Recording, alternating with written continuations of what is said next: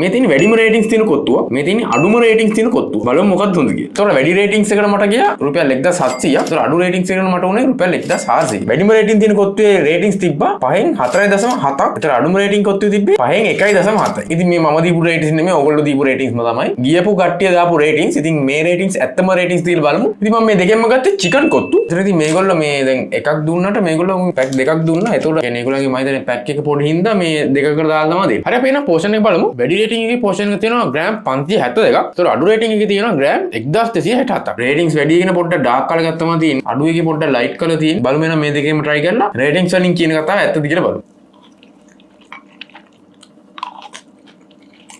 එතකොට මම ඉතින් අඩු රේටින්ග් එකයි වැඩි රේටින්ග් එකයි දෙකම try කරා. මට තේරෙච්ච විදිහට හොඳ රේටින්ග් තිබ්බ එකේ ඇත්තටම සුපිරි රසක් එනවා. මම ළඟදී කාපු සුපිරිම කොත්තුවක් කියලා බලන්න තෝ කීතේ. හැබැයි රේටින්ග් අඩු එකේ ලොකු අවුලක් තිබ්බේ නෑ. රේටින්ග්ස් එකේ ගානට අඩුවක් තිබ්බේ නෑ. උනට ඇවරේජ් ලෙවල් එකේ හොඳ කොත්තුවක් තිබ්බේ.